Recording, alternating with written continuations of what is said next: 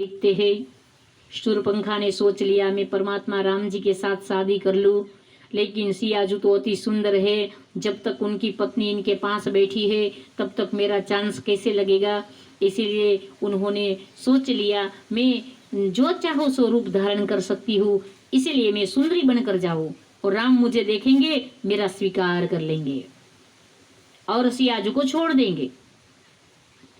पंचबटी सो गई एक बार, देखी बिकल भई जुगल कुमार। तुलसीदास जी ने लिख दिया कि पंचवटी में गई तो खरा सही हो, लेकिन जुगल कुमारा दोनों को देखकर आकर्षित हुई है। परमात्मा रामचंद्र जी को देखकर आकर्षित हुई, भगवान के पास सुंदरी का स्वरूप धारण किया और आई और कहने लगी राम आप मेरे साथ ब्याह करो। परमात्मा चौंक गए कि सियाजू मेरी बगल में बैठी है मेरी धर्मपत्नी, और यह नारी कौन कि मुझसे शादी का प्रस्ताव रख रही है। कोई बात नहीं, भगवान ने बहुत अच्छी बात बता दी कि मैं शादीशुदा हूँ, देखो मेरे बगल में बैठे हैं सियाजू मेरा धर्मपत्नी है, मेरी शादी तो हो चुकी है, इसलिए आपके साथ में शादी नहीं कर सकता। लेकिन सीत ही चीत ही कही प्रभु बात, अहि कुंवार मोर लघु भ्राता, अहि कुंवार मोर लघु भ्राता, अहि कुंवार मोर लघु भ्राता। हे सुंदरी, परमात्मा कहते हैं कि मैं शादीशुदा हूँ, मेरी शादी हो गई है, ये मेरा धर्म पत्नी है, लेकिन अहि सामने जो खड़ा है ने मेरे भैया लखन भैया, उनकी शादी नहीं हुई, आप वहां जाइए, वहां आपको चांस लगेगा, आपका काम बन जाएगा। और लखन भैया के पास आई शूरपंखा, कहने लगी ये राम तो श्याम वर्ण के है, लेकिन लखन तो गौर है, अति सुंदर है, उनका रूप मनोहर है, वहां भी आकर्षित हुई, निष्ठा एक नहीं है। और लखन भैया को कहने लगी आप मेरे साथ शादी कर ले। आपके भैया राम जो है ना, उन्होंने मुझे बताया है, राम ने बताया। उसी वक्त लखन जी सोचने लगे, वो कहने लगे कि नहीं नहीं ऐसी बात नहीं, आप राम के पास जाइए। परमात्मा राम जी लखन भैया के पास भेजते हैं, लखन जी राम के पास। ये नारी भटक रही है, उनका कोई ठिकाना नहीं है, लेकिन नारी की असलियत, उनका चरित्र का बड़ जितना होता है जगत में, उतना बड़ किसी का बल नहीं होता। नारी अपने चरित्र से पहचानी जाती है, चरित्र अच्छा होना चाहिए। आज शूरपंखा राम को देखती है तो मोहित होती है, और सच्चा प्यार जहाँ होता है ने, उनसे अधिक अच्छा कोई लगता ही नहीं। जिस नारी को अपने पति के चरण में पक्की निष्ठा होती है ने, उनको दूसरा पुरुष कभी अच्छा नहीं लगेगा। शूरपंखा एक भटकता हुआ पात्र है, और परमात्मा राम जी के पास, लखन के पास क्रोध आ गया, दोनों भाई क्या कर रहे हो मुझे, राक्षसी के रूप में आ गई शूरपंखा, सियाजू को खाने के लिए दौड़ी। परमात्मा राम जी ने इशारा किया, लखन जी ने उनके नाक कान काट दिए, उनके हाथ में दे दिए, चुनौती दे दी, जाओ रावण की बहन हो, रावण को कह दो युद्ध के लिए तैयार हो जावे। और शूरपंखा वहां से भागी है।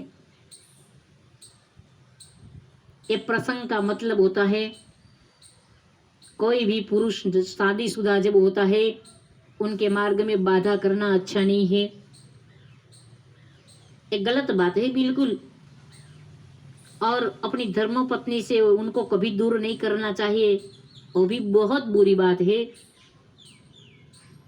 परमात्मा रामचंद्र जी और लखन भैया हंसने लगे, किसी को प्राप्त न कर पाई शूरपंखा, और भागी दौड़ती हुई आज आई। तुलसी जी ने लिख दिया, नाक कान बिनु भई बिकरारा, चनुस्रव शैल गेरु की धारा, नाक कान बीनु भई बिकरारा, नाक कान बीनु भई बिकरारा, नाक कान बीनु भई बिकरारा।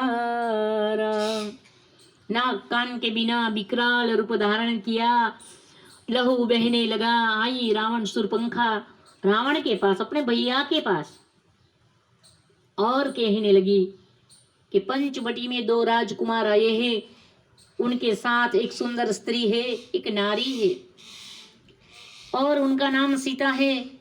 इससे सुंदर कोई जगत में नहीं। रावण को बहकाने लगी। विनाश काले विपरीत बुद्धि। जब आदमी की बुद्धि विपरीत हो जाती है ने, उसी वक्त गलत डगर पर पैर रख देता है। रावण की विनाश की घड़ियां नजदीक आई है, इसीलिए तो उन्होंने सीता जी का अपहरण करने का आज सोच लिया है। उन्होंने खरदूषण को कह दिया कि तुम जाओ और राम के मार्ग में बाधा करो। खरदूषण आए हैं और शास्त्र कहता है, भगवान राम को देखकर उन्होंने सोचा कि ओहो, पुरुष तो कितने हमने देखे, खरदूषण राक्षस बोलते हैं आज, और राम लक्ष्मण जैसा तो कोई पुरुष नहीं, कितना सुंदर रूप है। इसीलिए बोले, हम भारी जन्म अरे सुनहु सब भाई, देखी नहीं आसी सुंदरताई, देखी नहीं। ऐसी सुंदरता तो हमने कभी नहीं देखी। ये राम कौन है, ये लक्ष्मण कौन है, इतना सौंदर्य, ये अलौकिक कोई है। और उन्होंने कह दिया कि आप यहाँ से चले जाइए, हम आपको छोड़ देते हैं, आप हमसे क्षमा मांग ले। लेकिन परमात्मा ने बहुत अच्छा जवाब दिया, कड़ा जवाब दे दिया कि सुनो खरदूषण, हम क्षत्रिय मृगया बन करही, हम क्षत्रिय के संतान है, पीछे हट नहीं करते, हम काल से भी नहीं डरते, काल के साथ भी हम लड़ लेते हैं। एक बार कालन सन लरही, रिपु बलवंत देखी नहीं डरही। दुश्मन को बड़ा देखकर कभी हम पीछे हट नहीं करते, पीछे पांव हमारे नहीं जाते, हम लड़ लेते हैं, देख लेते हैं उनको, मर जाते हैं, मंजिल नहीं बदलते, भागे नहीं जाते, हम भाग नहीं जाते, आपसे युद्ध करेंगे। परमात्मा रामचंद्र जी ने उनका जो दड़ कटक करता सैन्य आया, उनका नाश कर दिया, खरदूषण का भी नाश कर दिया, और उनका ब्रह्म तेज परमात्मा में समा गया है। रामचंद्र भगवान की जय। खरदूषण के मारे जाने के बाद आज परमात्मा रामचंद्र जी यहाँ से सियाजू को कह देते हैं कि सीता जी एक काम करे, अब रावण आएगा, आपका अपहरण होगा, लेकिन रावण की औकात के ताकत नहीं है कि आपका हरण कर सके, इसीलिए आप अग्नि में चले जाइए। लखन भैया की मौजूदगी नहीं है, वो कंदमूल फल लेने गए हैं, वन में गए हैं, किसी ने ये मर्म नहीं जाना। जो कछु चरित्र रचा भगवाना, सियाज को कह दिया कि अग्नि में चले जाइए, जब तक रावण का कुल सहित में विनाश कर दूं तब तक आग अग्नि में रहिए। अग्निदेव प्रकट हो गए और कह दिया हमारी सियाजू को आप अपने पास रखे, सियाजू की छाया जो है वो रावण ले जाएगा और रावण का विनाश हो जाएगा। सीता जी के सामने देखने के लिए रावण की औकात नहीं है कोई, और सीता जी उनके सामने एक दृष्टि करेंगे ना तो ऐसे कितने रावण बढ़कर जलकर भस्म हो जाएंगे।